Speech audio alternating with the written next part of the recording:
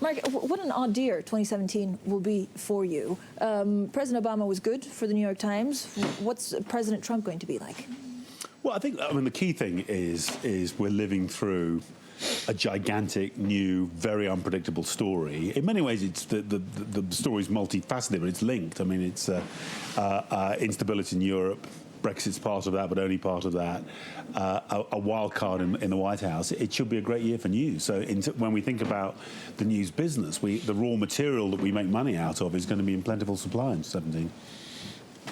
I look at where we are, and as I mentioned in the beginning here, without question the theme is I was unprepared for the level of uncertainty that I see here today. John Micklethwaite, how important are these speeches today?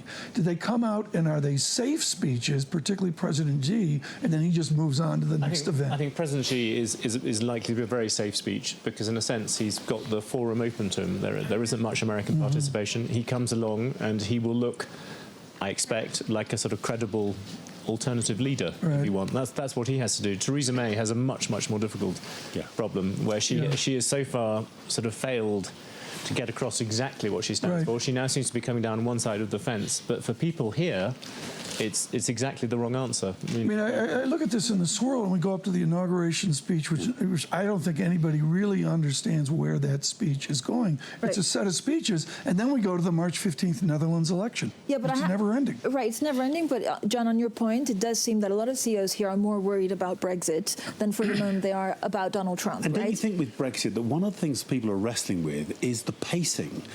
And you know, today's speech is going to be an important milestone. But this is going to be years and years before ultimate certainty arrives. And I think for businesses, not just a lot of American businessmen in New York ask me questions about Brexit. It's the extent, the very length of time that the uncertainty is going to last, which makes planning so difficult. Because it's a negotiation, right, John? At the end of the day, what can we learn today? If Brexit means Brexit, it automatically almost assumes that we have to lose a single market. To some extent, yes. If the single market goes, that's a huge deal. It's a bit like one of those negotiations where it could be the shortest negotiation ever, where the British say we don't want stuff, and the Europeans say you can't get it. Help me with this, with your both of your global perspectives. I would suggest not only is it the May speech and the importance of it, and maybe she travels to Davos later in the week and reduces the speech, but it's overlaid upon the president-elect talking about 35% tariffs with BMW. Is it really a reaction to Brexit, but also to this idea of where will trade be? Mark Johnson? So to me, what's so interesting about this is it feels to me that instead of the UK leaving the EU in a kind of steady state, that the fundamentals of global free trade and the balance between national interest and kind of globalization is also in play. And one of the reasons I think Theresa May well be thinking about caution, even what she says today, is we don't know what the relationship between the US and Europe is going to be in terms of trade. We don't know because of the elections. You mentioned the Netherlands elections. After that, fairly soon after that, we have in April the French elections. There's so many variables here that if I was May, I'd be, in a sense, step by step. She's got to get some more principles out today, but I wouldn't go too far today. Trade is now a much sort of sexier story than it's been for a long time. In a previous life, both Mark and I used to be involved in publications which were heavily anchored in free trade. But this sort of age of globalization, the big question of whether that's coming to an end or not, I think is fascinating. And there is a definite danger that if you end up with an American-China confrontation. And Francine, help us with yesterday, essentially Chancellor Merkel suggesting to Mr. Trump, we don't need you. And that reverberation throughout Europe, and this idea of a NATO is a antiquity. I mean, again, I'd be quite careful if you're a politician, so you have your home base, so you're talking to your own electorate to make sure that in Davos? No. Really? I'm shocked. Surveillance break exclusive. Get that right away. Right, break exclusive. You talk to your own person to make sure that you get reelected. Mark, talk to us a little bit about digital subscription, right? So in December, you said you added 200,000 unique digital subscribers. You want to increase that. So we haven't actually given final numbers for the last quarter of last year, but we said several times to the market over the course of November and December big numbers. I mean, we were seeing numbers in that quarter which we've never seen with the model before.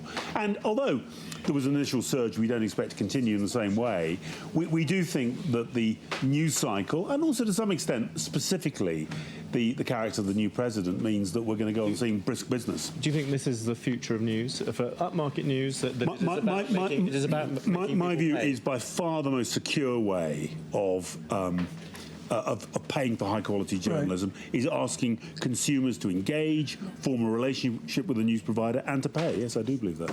Yeah. Help me with the new competition. And I particularly look at the massive capital that Mr. Bezos has put into the Washington Post. How will the industry respond to another major player in the game with a lot of money? I mean, firstly, hats off to Jeff Bezos for putting serious money into great journalism. And I'd say, I mean, I think the Washington Post is a formidable competitor, and one doesn't always like that on stories. But I think it's great that they're back. They're getting back into the game, and of course, I mean, obviously the Trump story is to some extent a Washington story. It's good news. Good news for them. What I want to say though is, I think the fate of the great news providers of the world is going to be less about our kind of peer competition and much more about our relationship with the big digital platforms, with the future of advertising, the kind of structural shifts we're seeing in advertising. In many ways, I think it's the bigger forces at work around us. Rather than, will the Wall Street Journal be up and the Washington Post down or vice versa sort of thing. I think that's still going to be part of the story, but it's a smaller part of the story, Do you measure it more by circulation now or by advertising? I think of advertising as being an incredibly important revenue stream, but in the end, a secondary revenue stream. And so what I'm specifically interested in is the largest possible number of deep relationships. And not every person who's got a deep relationship with the New York Times needs to be a subscriber, but subscriptions are a really good indication of a deep relationship. And I think it's that core engaged audience and how big you can build it. How big do you think you can take that? I've said publicly, I think that we should have an ambition of getting to 10 million digital subscribers. No. And I believe that's possible. How many of those outside America? Let's say a third of those.